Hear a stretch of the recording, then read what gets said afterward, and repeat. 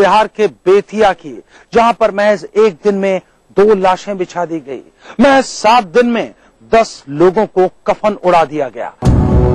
सूबा बिहार, जिला बेतिया और यहाँ की खौफनाक सच्चाई है 7 दिन 10 मौत। जी हाँ, बेतिया में लगातार अपराधी पुलिस को चुनौती दे रहे हैं। पिछले 1 सप्ताह के अंदर बेतिया में 10 लोगों की हत्या की जा चुकी है। हाल ही में अपराधियों ने नगर थाना क्षेत्र के स्टेशन रोड में पुष्पांजलि होटल के पास एक ट्रक व्यवसायी राजेंद्र प्रसाद की गोली मारकर हत्या कर दी। आज सवेरे उसको मारे हैं, ठीक है, वो एक धमकी देके गया। कल रात में फायरिंग भी करवाया था एक तो, दादी घबरा गए थे। हत्या के बाद व्यवसायी के पुत्र ने पास के ही कुछ लड़कों द्वारा हत्या किए जाने की शंका जाहिर की है, लेकिन पुलिस हत्या के पीछे व्यावसायिक प्रतिस्पर्धा को आधार मानकर छानबीन कर रही है। पुलिस मृतक राजेश के साथ काम करने वाले लोगों को हिरासत में लेकर उनसे पूछताछ कर रही है। इस वारदात को अभी 12 घंटे भी नहीं हुए थे कि देर रात में ही नौतन प्रखंड क्षेत्र के मंगलपुर काला पंचायत के पैक्स अध्यक्ष मधुरेंद्र पांडे की गोली मारकर हत्या कर दी गई। मृतक के घर से लगभग 100 मीटर की दूरी पर ही उनका शव बरामद किया गया। पुलिस मौके पर पहुंची, छानबीन भी हुई, लेकिन अभी तक घटना का कारण और अपराधियों की पहचान नहीं की जा सकी है। बहरहाल पुलिस उन 3 लोगों की तलाश कर रही है जो अंतिम बार मृतक पांडे के साथ थे, लेकिन बेतिया में हो रही मौत की ये बरसात पुलिस के लिए चिंता का विषय है और जनता के लिए भी। कहां एक लड़की को कम दहेज देने के बाद 2 बच्चियां पैदा करना महंगा पड़ा, बताएंगे, लेकिन उससे पहले देखिए दास्तान-ए-जुर्म क्राइम फ्लैश। नागपुर महाराष्ट्र में दिल दहला देने वाला मामला आया सामने। महिला मित्र से छेड़छाड़ का विरोध करने पर 3 बदमाशों ने युवक को मारी गोली। वारदात के बाद आरोपी हुए फरार। पुलिस ने मामला दर्ज कर आरोपियों की तलाश की शुरू। उत्तर प्रदेश की राजधानी लखनऊ में फिर पुलिस की दरिंदगी आई सामने। पुलिस कस्टडी में मौजूद एक कैदी ने पुलिस की पिटाई से परेशान होकर की खुदकुशी। एसएसपी ने इस मामले में थाना अध्यक्ष समेत एक इंस्पेक्टर और 4 कांस्टेबल को किया सस्पेंड। राजस्थान पुलिस के हत्थे चढ़ा एक कुख्यात कैदी मध्य प्रदेश गोपालगढ़ से हुआ गिरफ्तार। लूट, चोरी और डकैती जैसे 43 मामले थे दर्ज। अगस्त माह में राजसमंद पुलिस से मारपीट के बाद 10 कैदियों के साथ हुआ था फरार। हमारे देश में महिलाओं, लड़कियों की स्थिति के बारे में दीवार पे लिखे नारे क्या कहते हैं, पोस्टरों पे छपे नारे क्या कहते हैं, सरकारी आंकड़े क्या कहते हैं, इस सब से कोई मतलब नहीं। हकीकत यह है कि शायद हमारे देश के हालात अब ऐसे हो चुके हैं कि हमारे देश में लड़की होना, महिला होना ही सबसे बड़ा गुनाह हो गया है। नियति हो गई एक महिला की प्रताड़ना। मैं बात कर रहा हूं राजस्थान के टोंक जिले की उस बदनसीब लड़की की, जिसे पहले तो कम दहेज लाने की वजह से उसके ससुराल वालों ने प्रताड़ित किया। उसके बाद एक के बाद एक 2 बच्चियों को जन्म देने की सजा के तौर पर उसे जान से मारने की कोशिश की गई। पुलिस सब कुछ जानती है लेकिन कुछ करती नहीं। इसी बदनसीब लड़की की फरियाद को आवाज देती पेश है टोंक राजस्थान से आई मनोज तिवारी की ये रिपोर्ट। पहले तो शादी में दहेज कम लाने का ताना और बाद में 2 बेटियों को जन्म देना शायद इस युवती के लिए अभिशाप बन गया है। जी हाँ, यह आप बीती है टोंक जिले में शहर के जाल का कुआं निवासी उस शादमा की, जिसे उसके ससुराल वालों ने की कीटनाशक पिलाकर मारने की कोशिश। लेकिन पीड़िता का दर्द यहीं खत्म नहीं होता। उसका आरोप है कि इस घटना को लगभग 8-10 दिन बीत जाने के बाद भी पुलिस आरोपियों की गिरफ्तारी नहीं कर रही। लड़का चाहिए उनको, दूसरी करूंगा जब होगा उससे लड़का। मैं जाती नहीं ना तो जो मुझे मारते हैं। शादमा का कहना है कि उसका पति और उसके ससुराल वाले शादी के बाद से ही दहेज कम लाने का ताना देकर उसको यातनाएं ताना देते रहते, लेकिन वह सामाजिक मर्यादाओं के चलते इस बारे में चुप रही। लेकिन उसके 2 बेटियां होने के बाद तो परिवार ने उसका जीवन नरक बना दिया और 8 अप्रैल को उसको जान से मारने की नीयत से जबरदस्ती कीटनाशक पिला दिया गया। मुझे ना भगा रहे थे, निकाल रहे थे घर में से, तो मैं आ नहीं रही थी और मुझे जहर पिला के मेरे पैर में पटकवा रहे थे। मैं इनके मुँह नहीं जाऊँ, हम उन लोगों को फंसाएंगे, यहाँ से निकल जा तू। ये गलत है। प्रकरण दर्ज होते ही उसका जो है मेडिकल मुआयना कराया गया और उससे बयान ले लिए गए हैं और गवाह से तफ्तीश की जा रही है।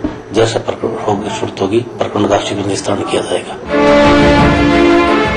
इधर इस पूरे मामले की जांच कर रहे महिला पुलिस थाने के प्रभारी पीड़िता के इस आरोप को सिरे से खारिज कर रहे हैं कि पुलिस इस मामले में निष्क्रिय है। थाना प्रभारी की माने तो पुलिस सारे मामले की विस्तृत जांच कर रही है और जांच के बाद न्याय संगत कार्रवाई की जाएगी। साइको किलर के खौफ से थर्राती बिहार की राजधानी पटना का दर्द बताएंगे बस एक छोटे से ब्रेक के बाद।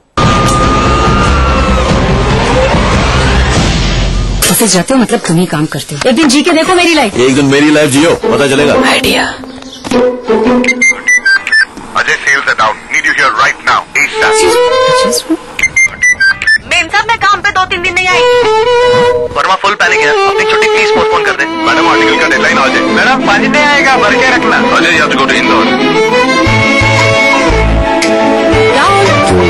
कैसा है तुम्हारा दिन? चाय लाती हूँ। नहीं मैं बनाता हूँ। एक दूसरे को समझने के लिए telephone exchange. What an idea. Welfare माँ के समान है उम्मीद। वेलफेयर ग्रुप ऑफ कंपनीज आपकी सुरक्षा।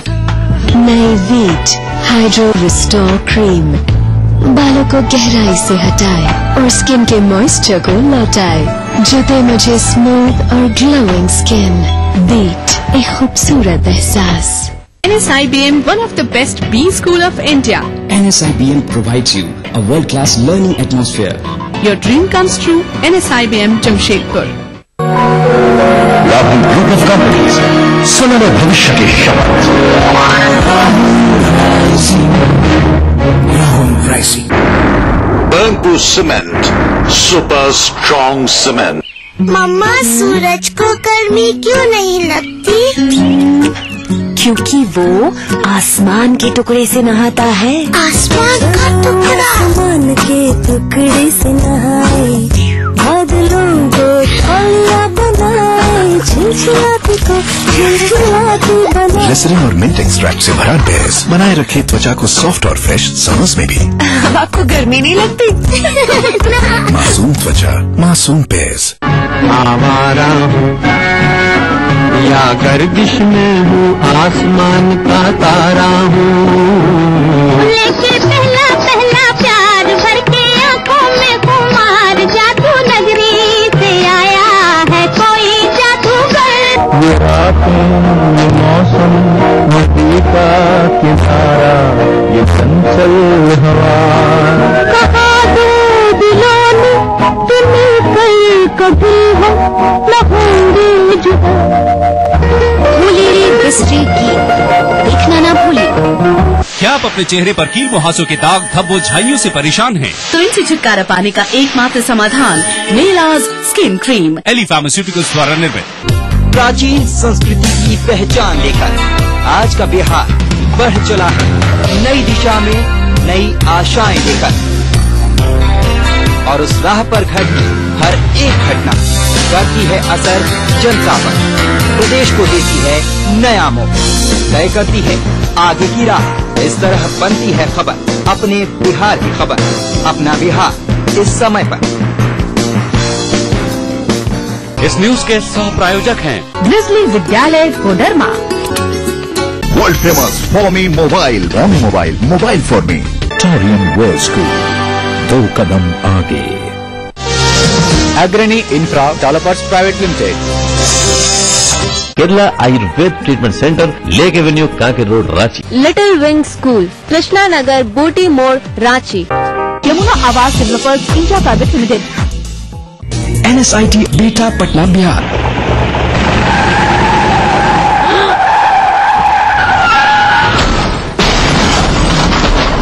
इतनी तेजी से गाड़ी को हाईवे पर लाने के बाद क्या इस एक्सीडेंट को रोका जा सकता था? क्या हाईवे पर जा रहे उस मासूम यात्री को पता था कि आप अपनी गाड़ी हाईवे पर लाने वाले हैं? हाईवे पर अपनी गाड़ी लाने से पहले दाएं देखें, बाएं देखें और फिर दाएं देखते हुए सावधानी से अपनी गाड़ी हाईवे पर लाएं। रात के समय टिपर का प्रयोग अवश्य करें। अपनी और दूसरों की सुरक्षा सदा सुनिश्चित करें। कोई भाई, कोई बादशाह तो कोई शहंशाह, कोई एंग्री यंग मैन तो कोई स्टंट मैन। किसी का झगड़ा, किसी का लफड़ा, लव हेट का मामला आम है यहाँ।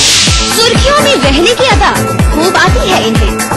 अपने अपने तरीके से काम करते हैं सब इंडस्ट्री में, इसीलिए तो खासा दिलचस्प है फिल्मी दुनिया की खबरें। देखिए फिल्मी नामा इस समय पर।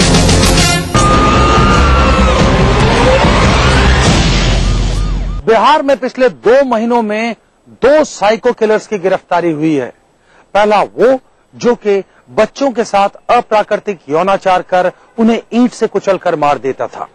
दूसरा वो जो महिलाओं को देखते ही उग्र हो जाता था, उनके घर में जाकर लूटपाट करता और फिर ईंट पत्थर से कुचलकर उन्हें मार दिया करता था। इन दोनों ही मामलों को देखकर साइकोलॉजिस्ट हैरान हैं। पेश है बिहार से आई ये खास रिपोर्ट।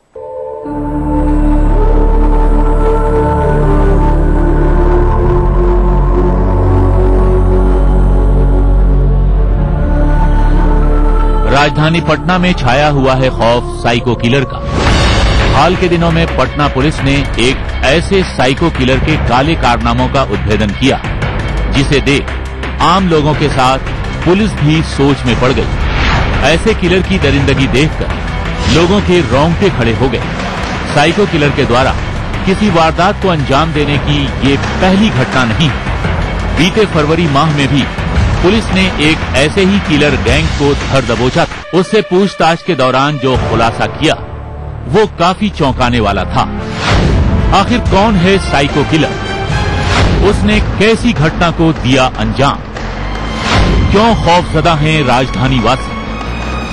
कैसे खुलासा कर पाई पुलिस साइकोपैथ के काले कारनामों का? इन सवालों का जवाब तफ्तीश से बताते हैं। 11 अप्रैल 2013 को दीघा थाना अंतर्गत में पड़ने वाला सदाकत आश्रम का ये इलाका पुलिस छावनी में तब्दील हो गया था।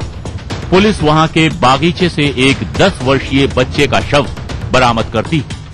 वो शव होता है कुर्जी इलाके का रहने वाला और तीसरी कक्षा का छात्र मोनू का।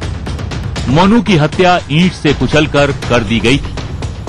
परिजनों के मुताबिक मोनू एक दिन पहले घर से शाम में दूध लेने निकला था, लेकिन रात तक वापस घर नहीं आने के बाद परिजनों ने स्थानीय थाने में गुमशुदगी की रिपोर्ट भी दर्ज करवाई थी, पर होनी को कुछ और ही मंजूर था। अपराधियों ने उसे मौत के घाट उतार दिया। शुरू में पुलिस को कुछ नहीं समझ में आ रहा था कि मासूम मोनू की हत्या क्यों और किसने की।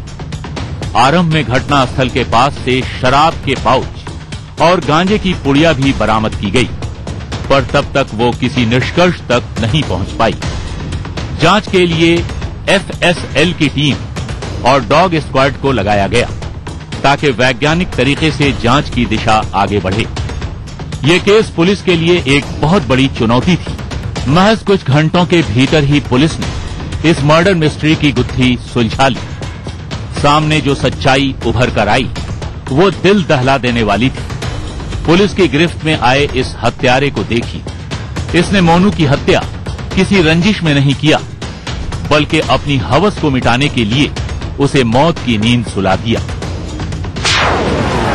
साइको किलर कैलाश उर्फ नेपाली ने बच्चे को बहला फुसलाकर पहले उसके साथ दुराचार किया, फिर उसे ईंट से कुचलकर इसलिए उसकी नृशंस हत्या कर दी ताकि उसकी काली करतूत किसी को पता न चले। किसी से दुराचार करने के पहले वो नशा करता था, फिर घिनौनी हरकत को अंजाम देता था। दारू पीने के बाद हमको दिमाग पर कुछ कंट्रोल नहीं होता सर, इसीलिए अब मेरे से ऐसा गलती हो गया। मुझे अपना गुनाह कबूल है सर। ईटा से कुछ कर मारे थे सर। पुलिस ने वैज्ञानिक तरीके से जांच कर फौरन ही आरोपी को अपनी गिरफ्त में ले लिया। साथ ही जिस ईंट से मोनू की हत्या की गई थी उसे भी पुलिस ने बरामद कर लिया। पुलिस ने वैज्ञानिक अनुसंधान के माध्यम से एक अपराधी को गिरफ्तार किया है जो इस कांड में संलिप्त है और उसमें पूर्व की भी एक हत्या में अपनी संलिप्तता स्वीकारी है। उसका कहना है कि वो बच्चों के साथ दुराचार करके साक्ष्यों को मिटाने के लिए उनकी हत्या कर देता था। यही मामला भी सामने आया है। साइको किलर नेपाली ने पूर्व में भी एक और वारदात को अंजाम दिया था। विगत 31 जनवरी को उसी इलाके से पुलिस ने एक और मासूम का शव बरामद किया था। उसके साथ भी इसी हैवान ने पहले अप्राकृतिक दुष्कर्म किया, उसके बाद उसे भी कूच कर मार डाला। ऐसे व्यक्ति की मानसिकता क्या होती है ये समझ से परे है। मनोचिकित्सकों के बीच भी आज बहस छिड़ गई कि लोगों का दिमाग कितना संकीर्ण हो गया है। जो समाज को शर्मसार कर देता है। साइकोपैथ की ये घटना तो हाल की है। ऐसा नहीं है कि इसके पहले पुलिस ने साइको किलर को अपनी गिरफ्त में नहीं लिया है। बीते 24 फरवरी 2013 को पुलिस ने एक साइको किलर गैंग का पर्दाफाश किया था। ये गैंग पुलिस के लिए सिरदर्द बन चुका था, पर सरगना मुकेश ठाकुर समेत उसके 6 सदस्यों को पुलिस की विशेष टीम ने धर दबोचा। उस समय तक पुलिस के सामने कई हत्याकांडों का केस अनसुलझा हुआ था। जब पुलिस ने मुकेश को गिरफ्तार किया तो कई अनसुलझी गुत्थी सुलझ गई। पुलिसिया पूछताछ में मुकेश ठाकुर की एक साइको किलर के रूप में पहचान हुई। मुकेश जहां घटना को अंजाम देता था, पहले वो छत के रास्ते उस घर में सीढ़ी से प्रवेश करता था। घर में मौजूद सामानों की लूटपाट तो करता था ही, साथ ही घर में मौजूद महिला उसकी टारगेट हुआ करती थी। महिलाओं को देखते ही वो उग्र हो जाता था। फिर क्या, आसपास मौजूद ईंट पत्थरों से वो घर की मालकिन की हत्या कर देता था। इन घटनाओं को देखकर लगता है कि शहर में साइकोपैथ की संख्या में इजाफा हो रहा है। कब, कौन और कहां कोई साइको किलर का शिकार हो जाए, ये कहना मुश्किल है। काली करतूत करने वाले साइकोपैथ की सोच क्या रहती होगी, आज मनोचिकित्सकों के बीच बहस का मुद्दा बन चुका है। समाज में बढ़ते ऐसे कोढ़ का निदान जल्द ही नहीं खोजा गया तो रोजाना ही साइकोपैथ के शिकार आम लोग होते रहेंगे। इसलिए आप भी हो जाएं सावधान, कहीं आपके आसपास भी कोई साइको किलर ना मौजूद हो। अगर आप भी अपने आसपास घट रहे किसी अपराध को दास्ताने जुर्म में देखना चाहते हैं तो उठाइए अपना मोबाइल फोन, मैसेज मोड में जाइए, टाइप कीजिए DEJ, स्पेस दीजिए, अपना और अपने शहर का नाम लिखकर भेज दीजिए 56000606 पर। आप हमें पत्र लिखकर भी अपनी प्रतिक्रिया दे सकते हैं, वो चाहे सकारात्मक हो या नकारात्मक हो, हमें जरूर लिखिए। हमारा पता नोट कीजिए, दास्ताने जुर्म, ETV 5/96 से भवानी सिंह लेन, भवानी सिंह रोड, सी स्कीम, जयपुर। और अगर आप इंटरनेट इस्तेमाल करते हैं तो आप अपनी प्रतिक्रिया हमें ट्विटर और फेसबुक पर भी दे सकते हैं।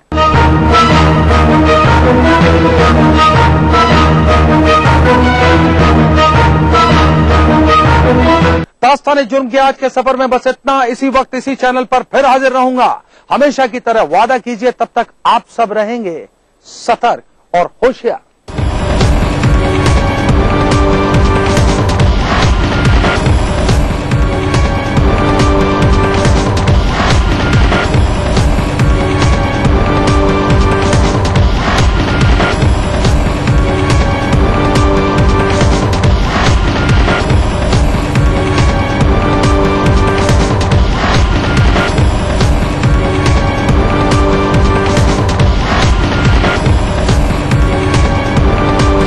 इस कार्यक्रम के सह प्रायोजक थे वेलफेयर ग्रुप ऑफ कंपनीज, सुरक्षा। कोई भाई, कोई बादशाह तो कोई शहंशाह, कोई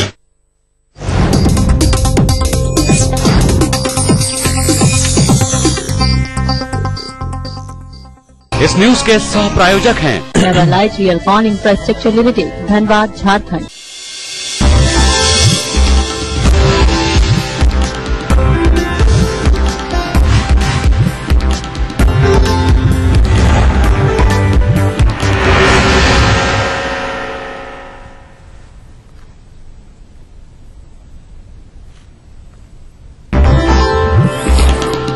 केंद्र ने बिहार को विशेष आर्थिक पैकेज की दी मंजूरी। BRGF के तहत मिलेगा 12,000 करोड़ रुपए, जदयू ने बताया नाकाफी।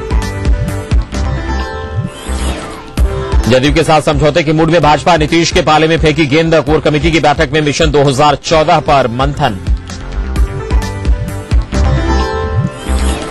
सियासी हलचल के बीच शहर पर नीतीश, विरोध का भी करना पड़ा सामना। खराब मौसम के कारण रद्द की नाइट सफारी।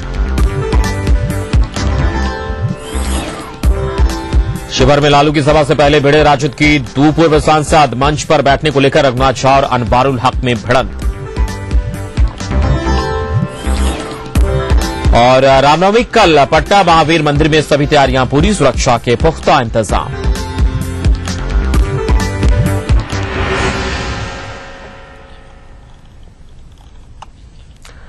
नमस्कार, आप देख रहे हैं अपना बिहार और मैं हूं अमित सिंह। तो सुर्खियों के बाद खबरों की शुरुआत करते हैं। केंद्रीय कैबिनेट ने बिहार को विशेष आर्थिक पैकेज की मंजूरी दे दी है। केंद्र सरकार बैकवर्ड रीजन ग्रांट फंड यानी बीआरजीएफ के तहत बिहार को 12,000 करोड़ रुपए देगी। बिहार को यह विशेष आर्थिक पैकेज 12वीं पंचवर्षीय योजना यानी साल 2013-14 से साल 2016-17 तक जारी रहेगा। हालांकि बताया जा रहा है कि बीआरजीएफ योजना के तहत बिहार ने केंद्र से विशेष आर्थिक पैकेज के रूप में कुल 20,000 करोड़ रुपए की मांग की थी, लेकिन केंद्रीय कैबिनेट ने 12वीं पंचवर्षीय योजना के लिए कुल 12,000 करोड़ रुपए की मंजूरी दी है।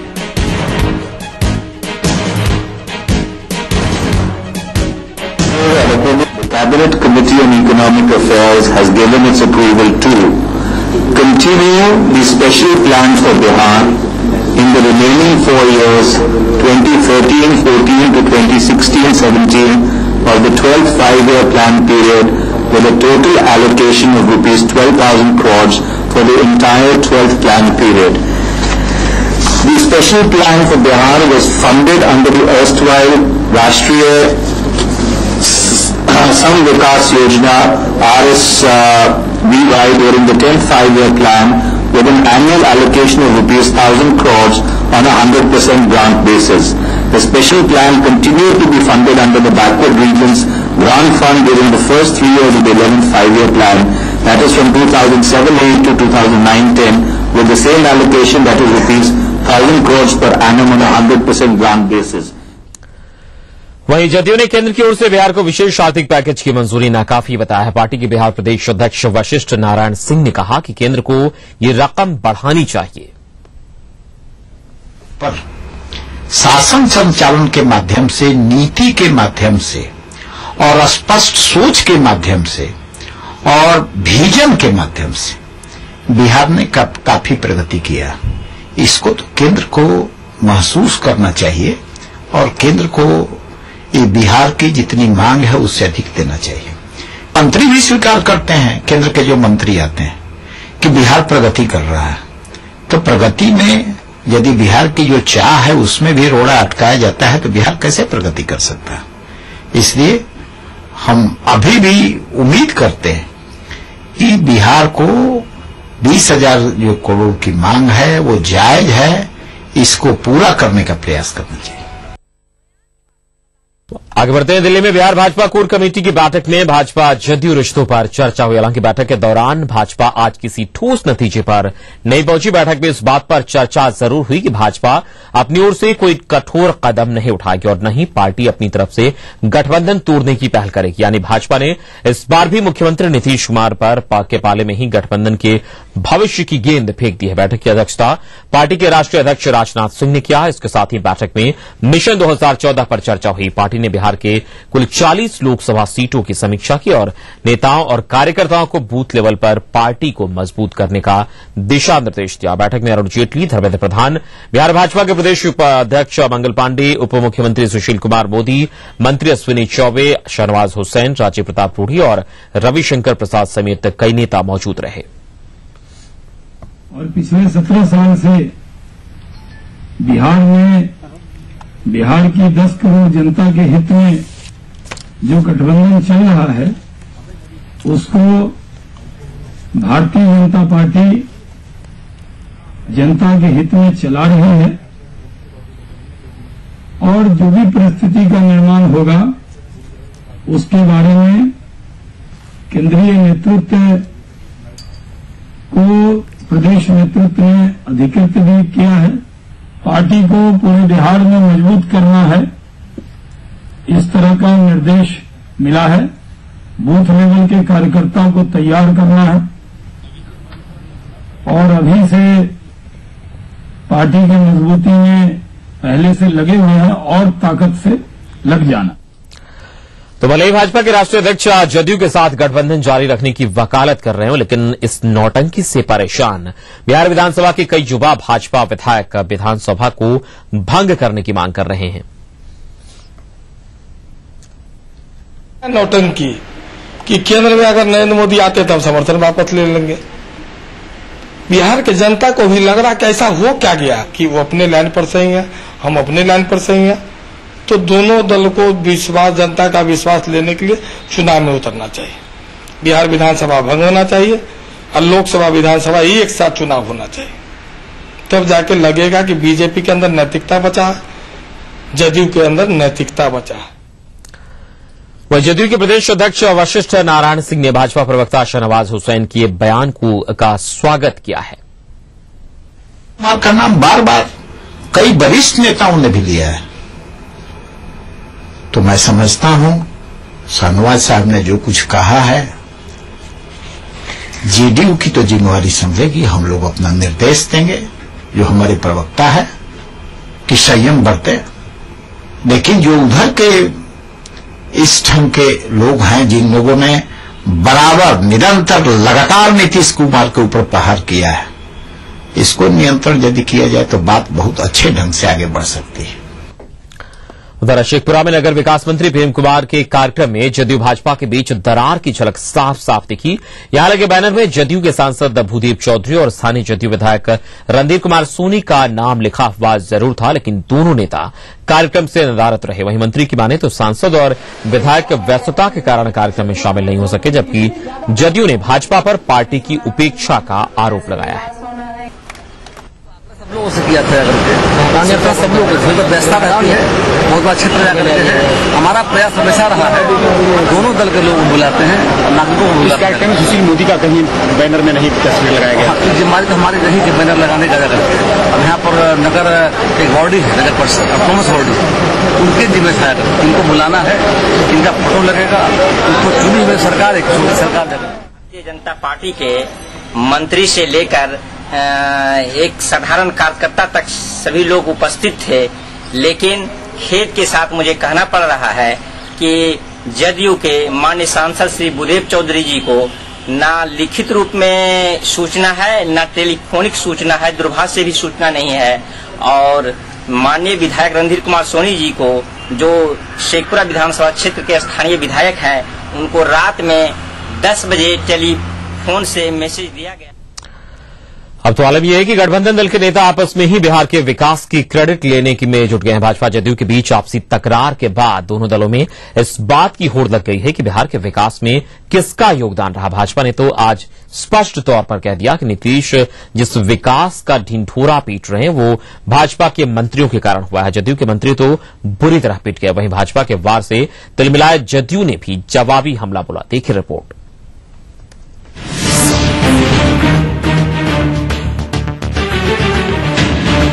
नीतीश और मोदी की जोड़ी पिछले 7.5 सालों से बिहार में राज कर रही है।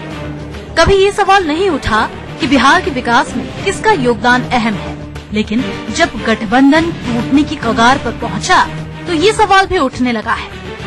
भाजपा के पशुपालन मंत्री गिरिराज सिंह ने गुरुवार को स्पष्ट कहा कि बिहार के जिस विकास की चर्चा देश और दुनिया में हो रही है, उसमें सबसे बड़ी भूमिका नीतीश की बजाय सुशील कुमार मोदी की रही है। अगर एनडीए सरकार की अगर सबसे बड़ी उपलब्धि मानेंगे तो वो वित्तीय प्रबंधन मानेंगे, सबसे बड़ी उपलब्धि। और जब ये वित्तीय प्रबंधन को मानेंगे तो डिप्टी सीएम सुशील कुमार मोदी को धन्यवाद देना पड़ेगा। दरअसल जदयू के ताबड़तोड़ हमले से तिलमिलाई भाजपा ने तमाम आंकड़े जुटा लिए हैं। पार्टी की माने तो बिहार में उन्हीं क्षेत्रों में सबसे ज्यादा काम हुआ है जिसकी जिम्मेवारी भाजपा के मंत्रियों के पास थी। सड़कें बनी तो इसलिए क्योंकि मंत्री भाजपा के हैं। सरकारी अस्पताल इसलिए सुधरे क्योंकि भाजपा के मंत्री ने काम किया। भाजपा नेता अब ये भी कहने से पीछे नहीं हट रहे कि जदयू के मंत्रियों के कोटे के विभागों में कोई काम तक नहीं हुआ। कोई बताए कि इरिगेशन में नीतीश सरकार ने, उनके पार्टी ने बिहार में कई एकड़ जमीन में सिंचित भूमि को बढ़ाया। बिहार में विद्युत में कितने किलोवाट की कैपेसिटी बढ़ी। जाहिर है भाजपा के इन आरोपों से जदयू बौखलाहट में है। जदयू प्रवक्ता ने भाजपा से पूछा है कि मंत्री बनने के लिए जनता से वोट किसके नाम पर मांगा था। जदयू ये मानने को तैयार ही नहीं है कि बिहार के विकास में नीतीश के सिवा किसी और का भी योगदान है। क्या कहा गया था? जनता का जनादेश क्या मिला था? पुनः नीतीश एक बार, ये जनता का जनादेश है। तो जो कोalition के लीडर होते हैं गठबंधन के,